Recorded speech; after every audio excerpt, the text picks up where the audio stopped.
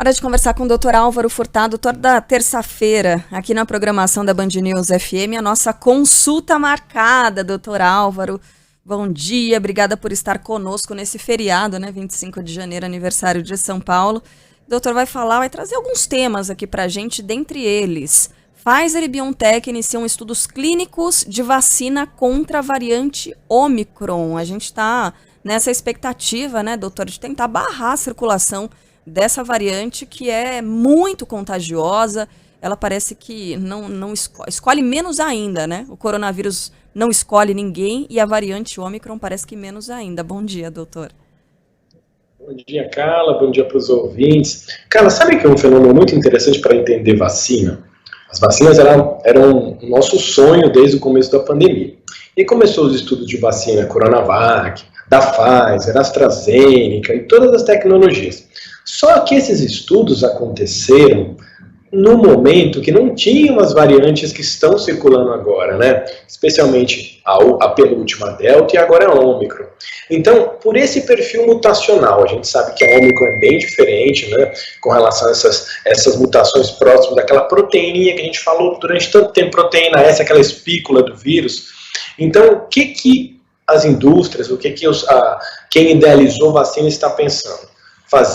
Reprogramar, no caso de vacina de RNA mensageiro, onde eu consigo reprogramar o código e tentar colocar ali na vacina essa informação das mutações. Então, alguns estudos estão sendo idealizados. Agora, foi anunciado recentemente hoje, né, um estudo da Pfizer para comparar a resposta vacinal de vacinas anteriores para uma vacina com a mesma tecnologia, mas reprogramando essa informação com relação à proteína que está alterada na variante Ômicron, para a gente poder entender e acrescentar em prevenção, talvez com uma dose de uma vacina que tenha o poder de proteção contra a Ômicron. Porque quando o estudo da Pfizer foi publicado, lá no ano passado, 2020, a gente via que a doença tinha a vacina tinha um nível de proteção muito alto, até para a forma leve e para a forma moderada. E o que a gente está vendo agora com a Ômicron é que a gente continua tendo uma excelente performance para a forma grave de doença, mas uma performance que talvez não seja muito razoável para a forma leve e forma moderada. Então é uma tentativa de melhorar a performance dessa vacina e claro que isso tem que ser estudado, tem que ser avaliado antes de tomada de decisões precipitadas, né? Por falar nisso, doutor, em avaliar antes de tomadas de decisão precipitadas, a gente teve a publicação aí de uma nota técnica assinada, né, pelo Ministério da Saúde, que traz algumas informações equivocadas. O Ministério da Saúde veio a público dizer que não, é falha de interpretação. Essa nota técnica que tem sido repudiada por muitos cientistas, né, por gente ligada de fato à pesquisa. Eu queria ouvir do senhor, a sua opinião, doutor. Senhor, é tão jovem, mas enfim. Queria ouvir a sua opinião, doutor Álvaro, sobre essa nota técnica aí, que defende a cloroquina e diz que vacina, na verdade, não passou por todas as etapas de teste. A gente interpretou mal, é isso? Olha, Carla, essa nota técnica que saiu, a gente foi motivo de discussões acaloradas entre vários profissionais, né? A gente até tem um grupo do WhatsApp aqui dos médicos, infectologistas, intensivistas do Brasil inteiro, que trabalharam com Covid desde o começo da pandemia. E esses pareceres técnicos, eles, quando você submete, eles são revisados e são frutos de meses de trabalho de grupos de cientistas, médicos, metodologistas de diversas instituições, de sociedades médicas, pessoas renomadas, e geralmente quando vem uma avaliação desse material, ele já foi extensamente revisado.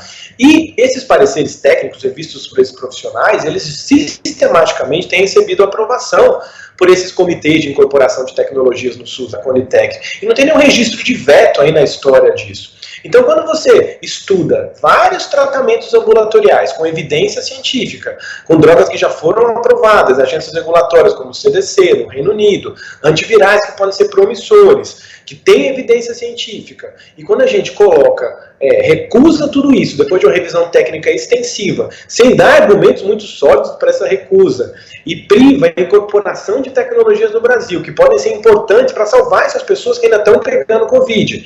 E pior, quando você afirma que uma droga como cloroquina, que já foi estudada há 2 anos, uma droga que não tem nenhum benefício, coloca essa droga com benefício, E pior, quando você ainda coloca que as vacinas têm um resultado que não são satisfatório, de uma certa forma desconstruir tudo que a ciência, que o mundo está fazendo nos últimos anos, que é estudar com caráter científico essa doença, entender. Então esses pareceres, geralmente eles são aprovados porque eles estão extensamente revisados antes de chegar na mão. Então, você recusar esses argumentos com uma pretensão e com pontuações que são falaciosas, que não tem evidência científica, é algo que foi. A gente tem nota técnica de repúdio a essa determinação de todas as sociedades de brasileiras de infectologia, de pneumologia, Sociedade Brasileira de Medicina de Família.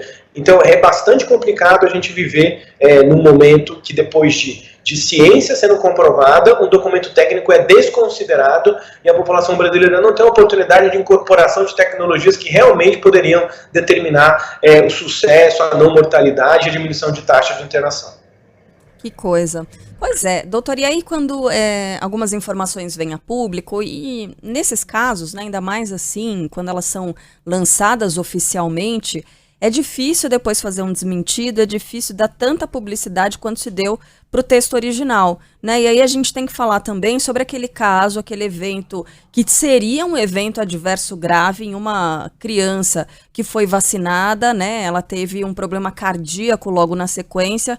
Aí você teve visita do ministro da Saúde, da ministra da Família, Mulher, Direitos Humanos, a essa família, né? A família dessa criança. E quando, no fim das contas, não tinha nada a ver com a vacina, né?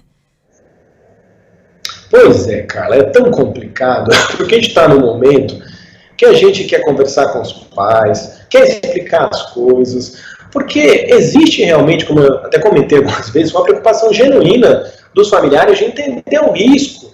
Só que aí você pega um evento isolado, onde a criança tinha uma predisposição genética, fez um evento cardíaco, que não tem nenhuma relação estabelecida com a vacina, aí você coloca, de uma forma até perigosa, você colocar isso, soltar essa informação sem decodificar isso para a população, porque gera uma insegurança que a gente não precisaria criar na cabeça dos pais nesse momento, né? A gente sabe, Carla, os prontos-socorros de pediatria estão com muitos casos de Covid, as crianças estão internando, a gente vai ter volta às aulas daqui nos próximos semanas, em fevereiro. Aí você coloca essa fala sem uma associação, porque qualquer evento adverso, quando ele aparece, ele precisa ser provado que tem relação com o produto que eu estou investigando, no caso, a vacina. E não teve nenhuma relação provada, ao contrário.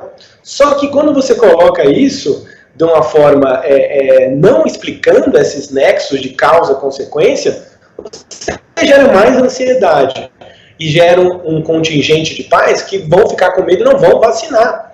Você sabe, cara, que aqui no hospital onde eu trabalho hoje, eu fui ver alguns pacientes que estão internados e a pergunta que eu fiz para todos eles era: você tomou vacina?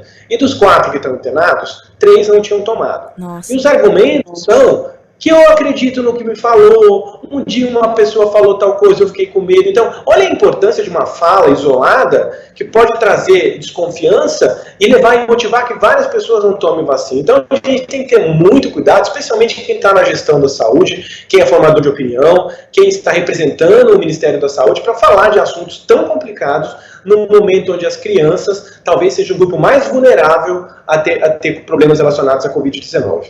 Que coisa, que tristeza, doutor.